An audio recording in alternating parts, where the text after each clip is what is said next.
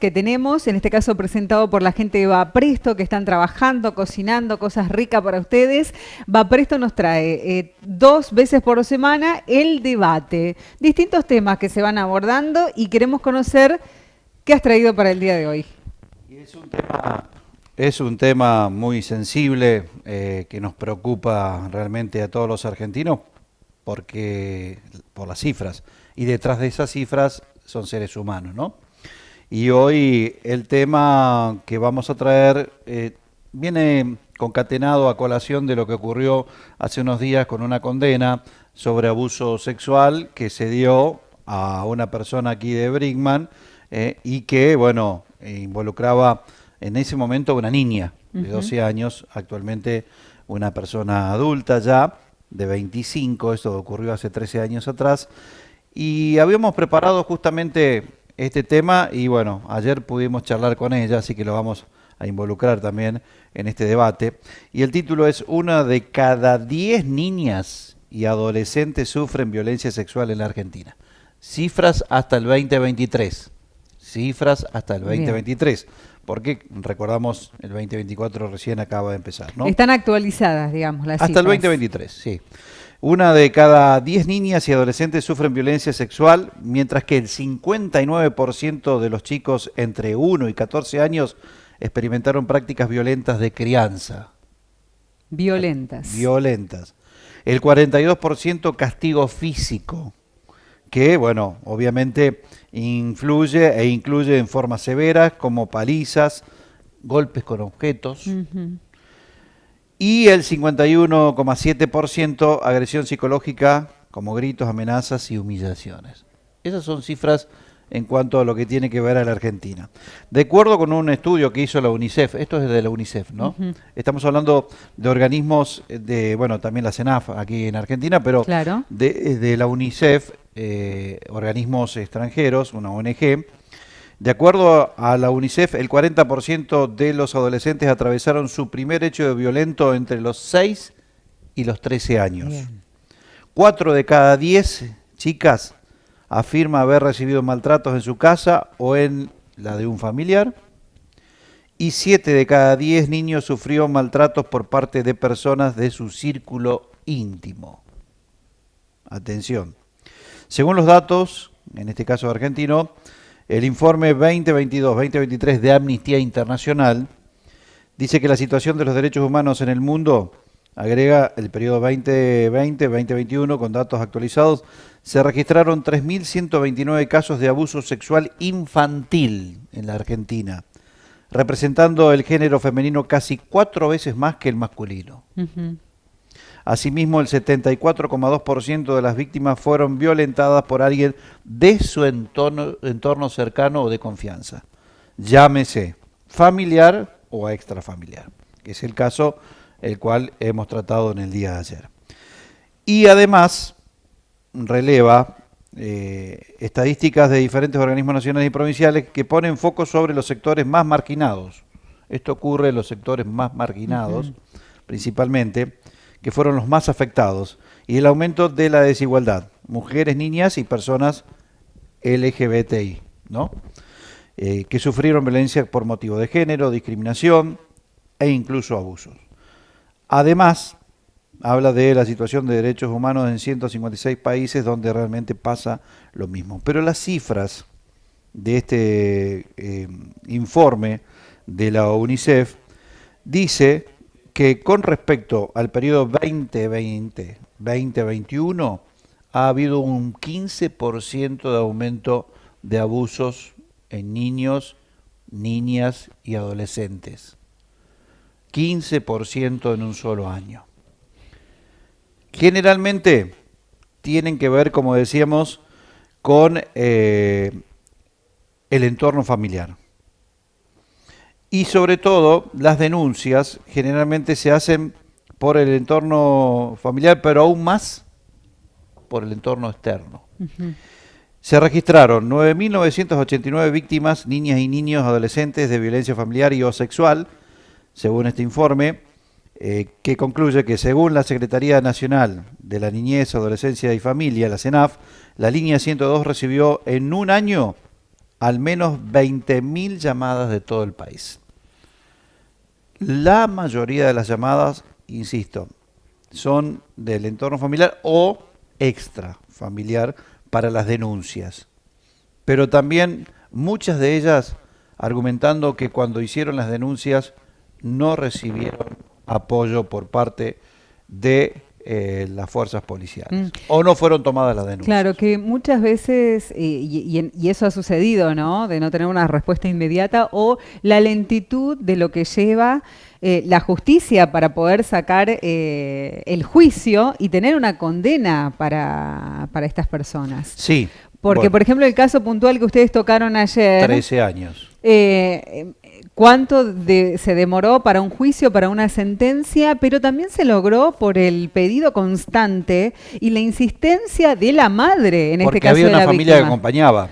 que todos los días se acercaba a la justicia a reclamar por ese caso, Hernán. Si no, Sí. es como que...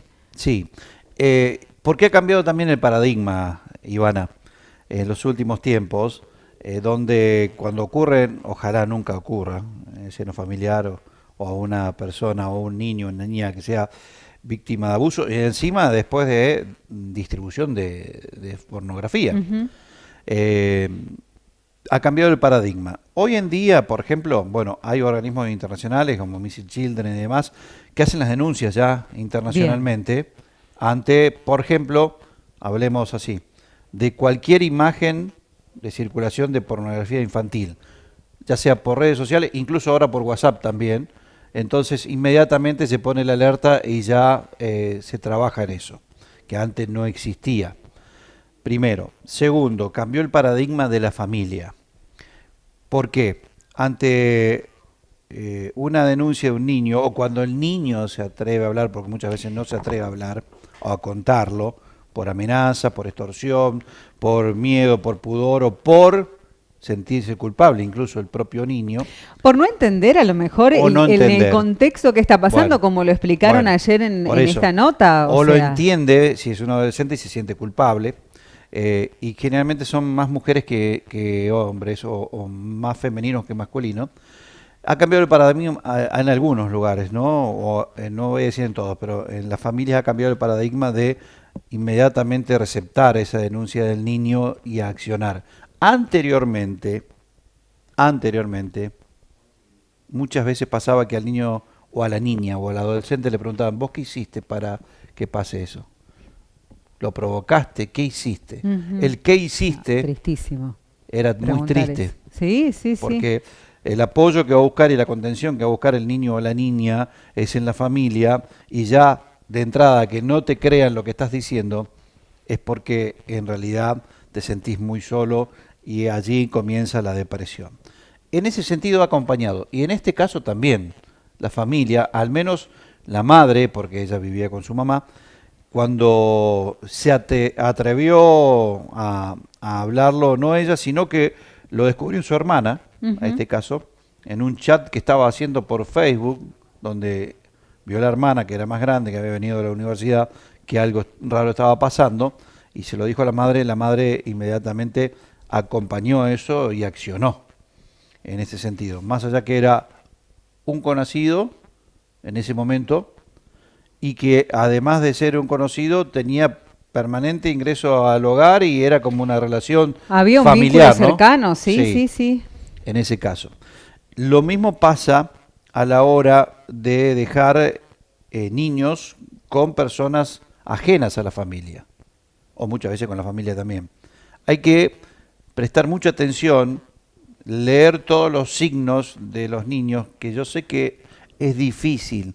Todos estamos inmersos en lo que decíamos cuando comenzamos, en la vorágine diaria, en las preocupaciones de la rutina, y no nos detenemos a fijarnos en esos detalles o signos, primeros signos que evidencian este tipo de cosas, y creemos de primera mano que Ivana o Hernán son buenas personas para dejar a mi hijo a cargo.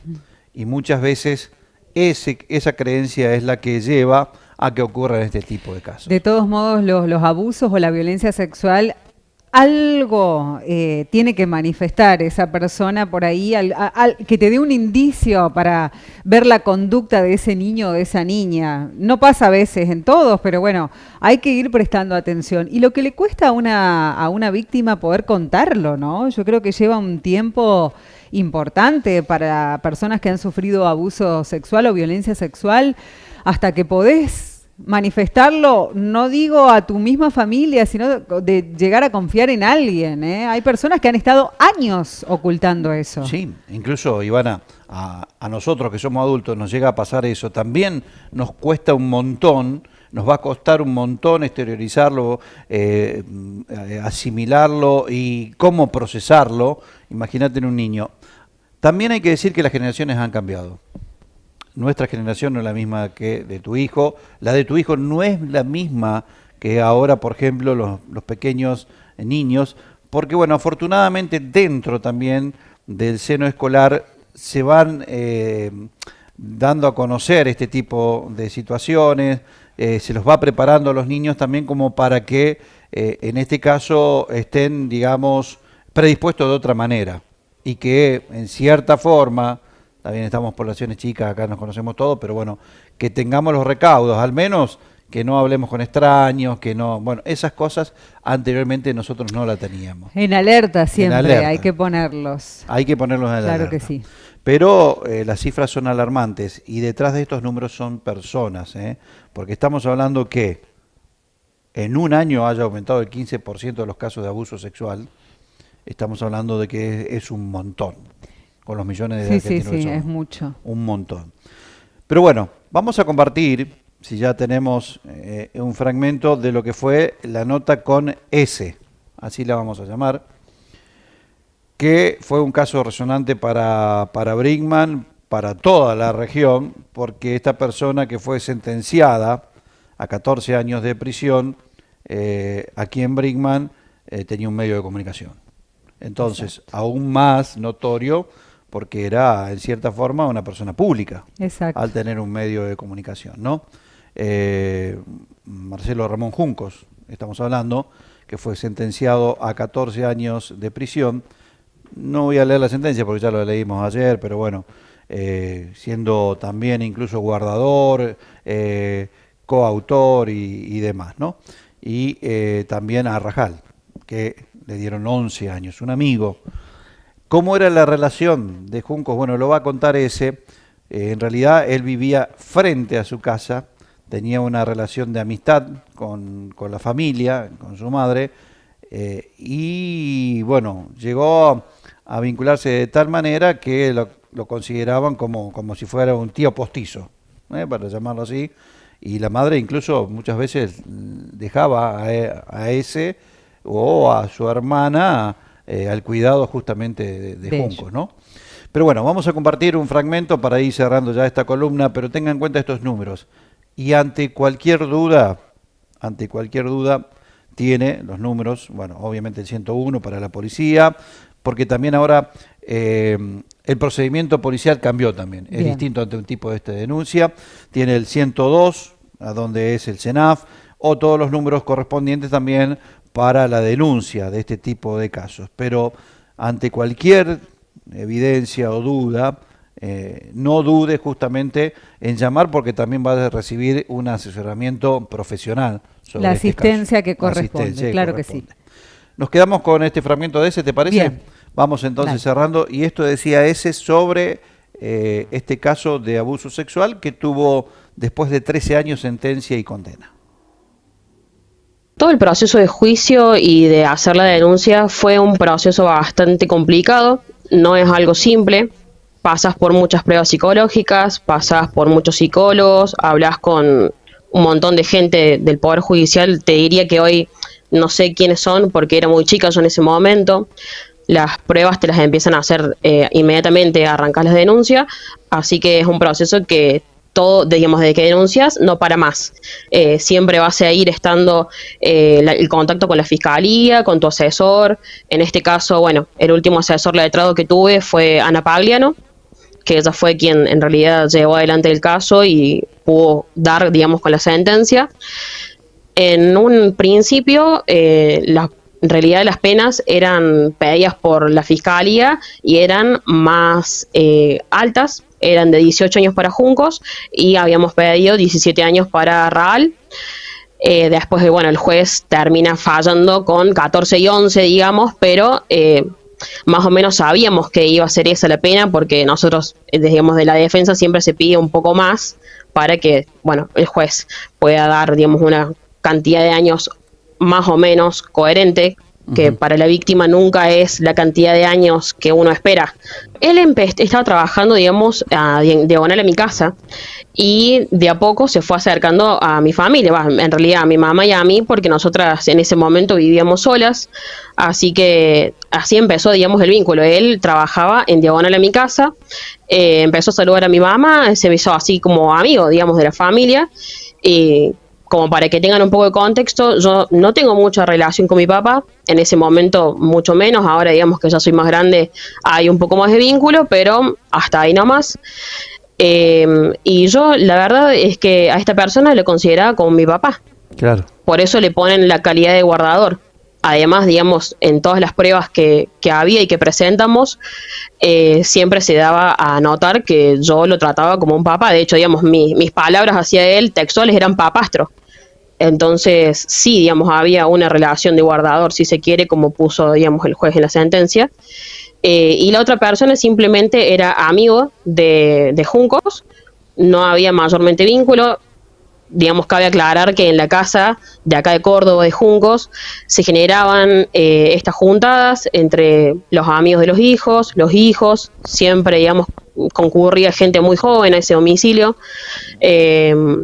Entonces, digamos, de ahí sale la relación. Básicamente, yo lo consideraba mi familia. El proceso es algo complicado porque son dos miradas totalmente diferentes. La víctima no se da cuenta de que está siendo abusada. Yo, la verdad es que no lo contaba, no me daba cuenta de que estaba mal. Entonces, es un proceso clave el momento donde vos denuncias y te explican por qué está mal. O sea, por qué está mal lo que te está pasando y por qué estás sufriendo un abuso. Que en realidad ese es, para mí, el momento como más difícil para la víctima, pero para la familia es el momento donde se entera claramente. Después todo lo otro es trámites, o sea, ir a la fiscalía, hablar con un psicólogo, toda gente que te quiere ayudar. Pero bueno, o sea, tenés que reunir pruebas, tenés que también constatar domicilios. En el medio hay mucho trabajo de parte de la fiscalía, sobre todo. No, mi mamá nunca vivía con él, o sea, nosotros normalmente nos juntábamos, como te digo, un domingo, un sábado a comer, y mi mamá me dejaba ir. O sea, me dejaba ir confiada porque justamente él también le decía a mi familia, a mi mamá, a mis hermanos, que me quería como una hija.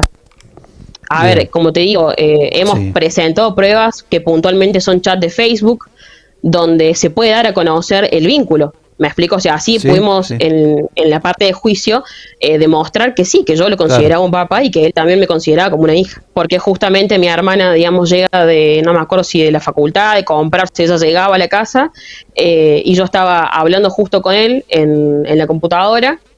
Y bueno, ahí mi hermana ve los chats y empieza a leer y dice, no, acá hay algo que no está bien, que el vínculo, digamos, no es un vínculo de una persona que quiere a un menor como un hijo, básicamente.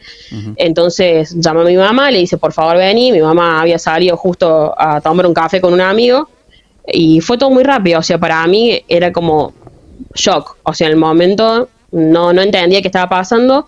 Después, cuando uno va a hacer la denuncia, como te digo, el psicólogo que te entrevista te explica y te dice, mira, esto no está bien. Nosotros